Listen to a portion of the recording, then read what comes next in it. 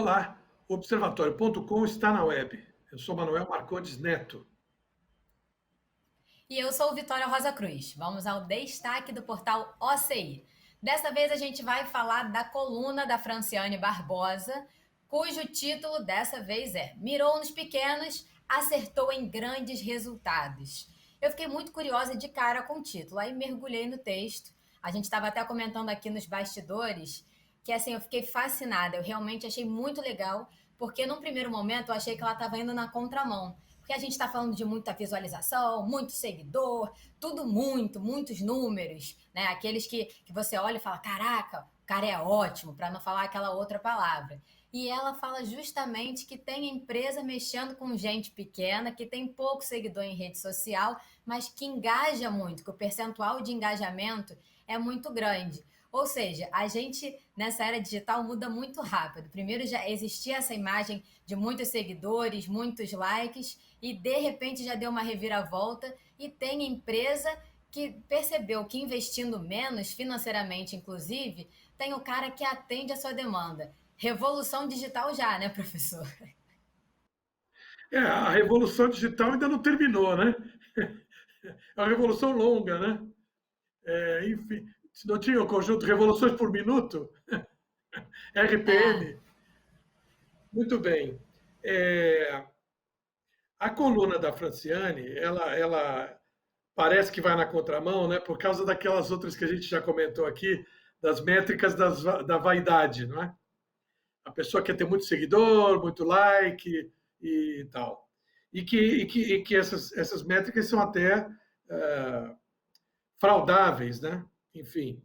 Então, ela acaba atendendo a essa contramão, a essa contracorrente, falando de nano-influencers. Eu não conhecia esse termo, nano-influencers. Né? A coluna dela, ThriveComs, ela sempre quer trazer coisas muito atuais da tecnologia, do uso de tecnologia, enfim, na comunicação, no marketing digital. Então, ela falando que tem pessoas que têm pouquíssima, para essa visão de quantitativo, uma pequena penetração, mas que é justamente aquele nicho que uma empresa tem interesse de falar. Então, isso junta dois interesses, né? Junta a fome com a vontade de comer e a coisa vai bem. É isso que ela conta no texto.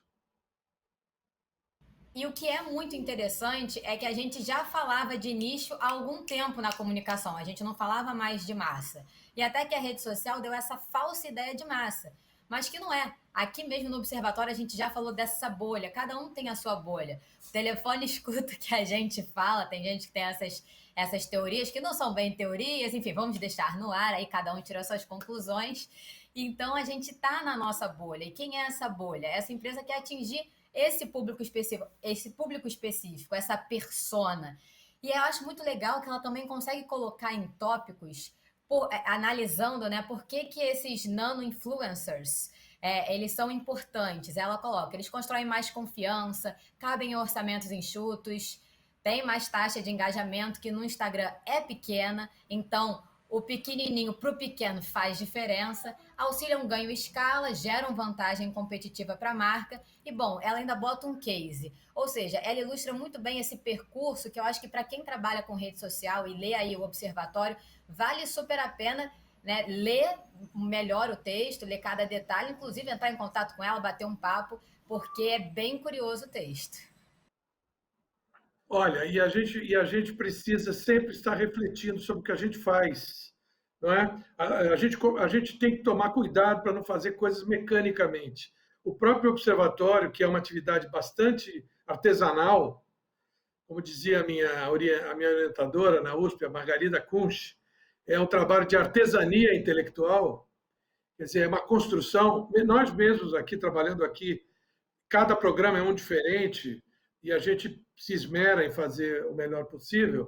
É, a gente tem uma falsa ideia com relação a esses números. Outro dia alguém me convidou para uma conversa, uma live, não é? E com pessoas em São Paulo, eu entrei lá no canal, vi que o canal tinha 790 inscritos e que as visualizações eram 5.000. Aí eu me vi com preconceito. Eu falei, poxa, mas eu vou falar para tão pouca gente? Veja só por que que eu disse que a gente precisa estar sempre pensando no que a gente faz. Então, acabei me vendo julgando alguém por números. Os nossos números são pequenos no observatório. Mas você, ontem mesmo, a gente conversando, numa outra sessão de gravação, me disse: o trabalho é perseverante e persistente, de longo prazo. Então, como obter 1.000 viewers antes de obter 500, antes de obter 50? Tudo começa pequeno. Então, é fundamental que a gente olhe para o pequeno. E ela ainda provoca, né? Grandes resultados. E eu acho que o mais importante também que ela coloca é que isso é qualificado.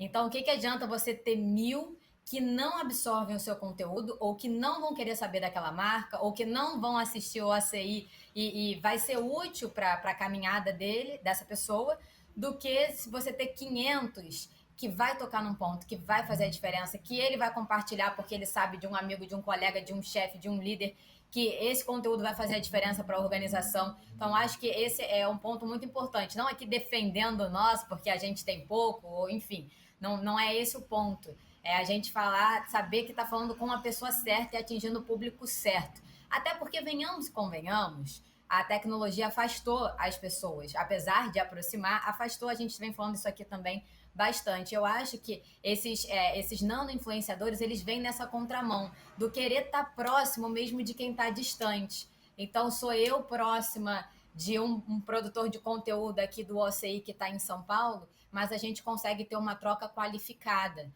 seja por um dos aplicativos, seja por um grupo de mensagem, mas é qualificado. Eu estou próxima a ele. Eu não tenho ele como mais um. Eu tenho ele como um que faz a diferença naquilo que eu faço. Então, acho que esse é um ponto para a gente se atentar, para a gente se alertar, porque não é mais, a internet não está mais aceitando jogar as coisas no ar e quem pegar, pegou. Tem que ser direto, para quem eu quero. A ideia de meios de comunicação de massa, né, que eu, quando estudei, essa expressão era presente o tempo todo, né? Década de 80, década de 1980, meios de comunicação de massa. Até hoje ainda tem literatura que cita essa ideia. Né? A internet, com o poder que ela tem, com o tamanho dela, ela se torna também um meio de comunicação de massa. O veículo, isso é uma coisa interessante, as pessoas fazem pouca diferença entre meio e veículo. Meio é uma coisa, veículo é outra. Então, o OCI é um veículo, o meio é a internet. Então, a internet também dá a ideia dessas coisas massificadas. A gente fica chateado quando fica ouvindo a mesma propaganda do mesmo anunciante o tempo inteiro, que é inteiramente a estratégia da propaganda, insistência, persistência, repetição, né? Infelizmente, a propaganda ainda é o modo de monetizar ou de bancar a internet, e aí o publicitário ele entra na jogada e ele vem com essas qualidades, né? Persistência, repetição, insistência, abertura, estar em todos os horários, falando com todo mundo e tal. Eu, então, aproveitaria também o gancho que você dá para falar do observatório, que nós temos parcerias com instituições de ensino superior, nos interessa fazer mais, aos professores e estudantes estudiosos que esbarram com o conteúdo nosso, que mostrem para colegas, que compartilhem, tá? E que estamos em todas as redes sociais, além do portal. Exatamente. Aproveitando para sugerir, então, um texto que fica complementar a essa discussão nossa, que é a educação midiática e produção de conteúdo. Qual a relação? A autora é a Raíza Halfeld, correto? Sim, sim. A Isa é colaboradora nossa de Juiz de Fora e tem o sobrenome de uma rua importante lá, que é a Rua Halfeld. É uma rua de pedestres, uma rua muito simpática. Que pena agora que ela está completamente vazia por conta dos fechamentos, né?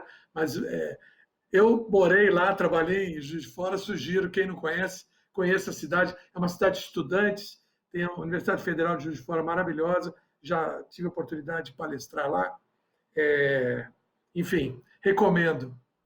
OCI também é cultura. E falando em cidade universitária, lá também rolam muitos jogos universitários aí de comunicação, pra galera que curte, que tá na faculdade.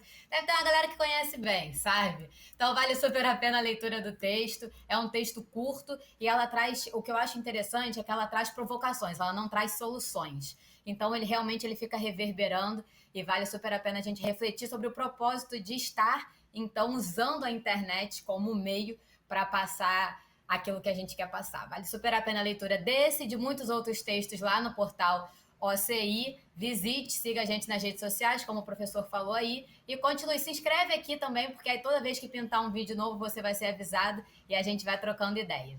Até a próxima, professor. Vamos juntos. Até você. Tchau.